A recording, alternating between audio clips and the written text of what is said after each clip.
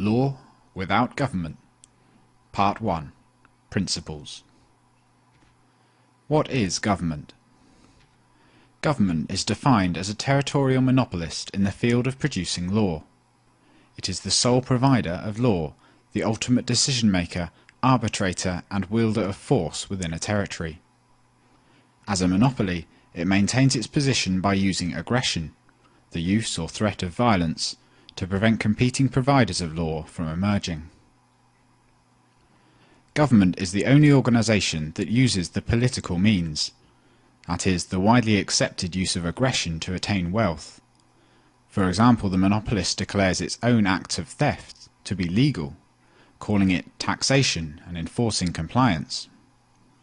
Everyone else must attain wealth using the economic means, producing something of value to others and then engaging in voluntary acts of trade. Government is a territorial monopolist of law. But what is law? Interpersonal conflicts are possible due to material scarcity of resources and goods, and diversity of interests between individuals. The potential for conflicts makes property rules and ownership rights necessary for social cooperation. For example, apples are scarce, and this means that if two people both want to eat a particular apple, they cannot both be satisfied. For conflict avoidance, we need property rules to establish who has the ownership right over the apple, that is, who has the right to decide how the apple is used. Laws are property rules that emerge from the resolution of conflicts.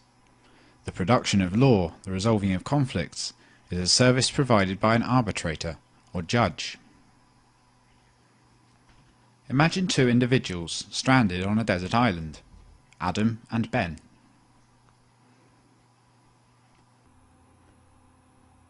Adam picks a supply of apples, but then Ben comes along and takes an apple without Adam's consent. That's my apple, because I picked it. It's my apple, because it was on my tree. With no one else on the island, Adam and Ben have no one they can turn to for help resolving this conflict. They may succeed in negotiating a peaceful settlement, or they may resort to physical violence. Now suppose there is a third individual on the island, Charlie. Now there is another possible way for Adam and Ben to resolve their apple conflict peacefully. Ask Charlie for his opinion and agree to whatever resolution he suggests. We're having a dispute over an apple. Both of us claim it as our own. Will you arbitrate for us? This is third-party dispute resolution. Adam and Ben both make their cases to Charlie. Charlie must decide who he believes has the stronger claim to the disputed apple, and then pronounce a judgment on the case. I do not think Ben owned the tree, so I award ownership of the apple to Adam.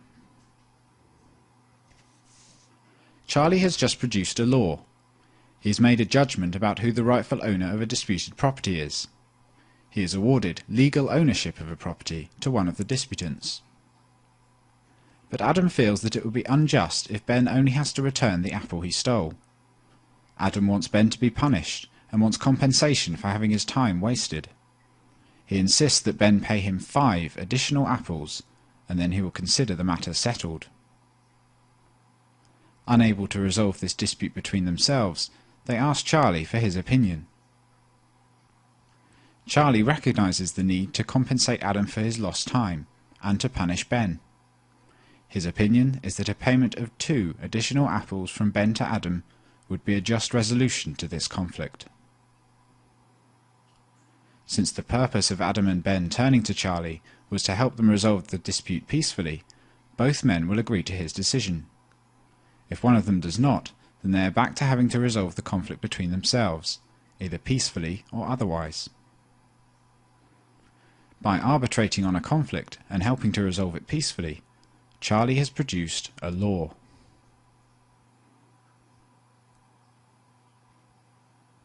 Now suppose some time later on the island another conflict occurs, this time between Adam and Charlie.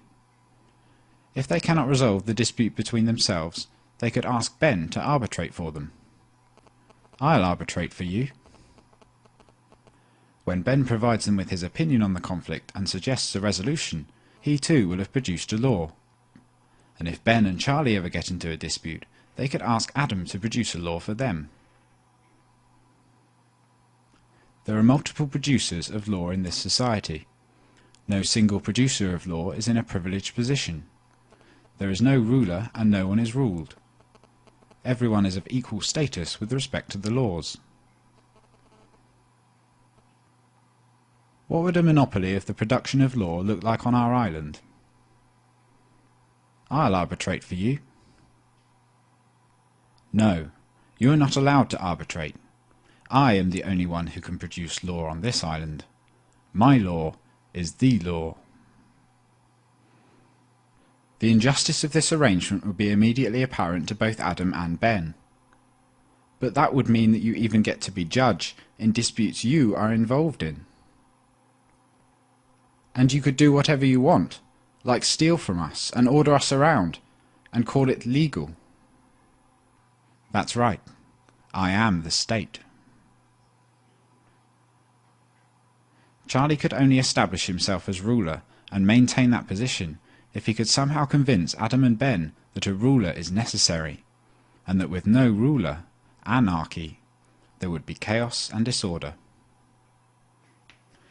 If Charlie is able to maintain a monopoly of arbitration and ultimate decision-making, he will have put himself above the law, and Adam and Ben can no longer be considered free men.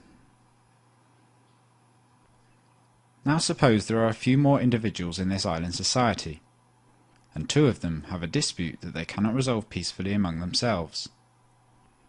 The disputants have a choice of arbitrators that might help them resolve the conflict. There is competition in the production of law. Who will they choose?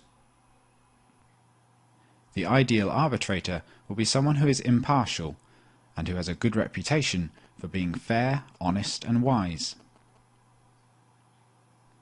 With a larger population, some individuals who possess these qualities may find that they can make a living purely by providing arbitration services to disputants. They will be professional judges and may create firms selling laws. Their consumers will be disputants who need help resolving a conflict, and their income will depend on their reputation for making wise and fair decisions.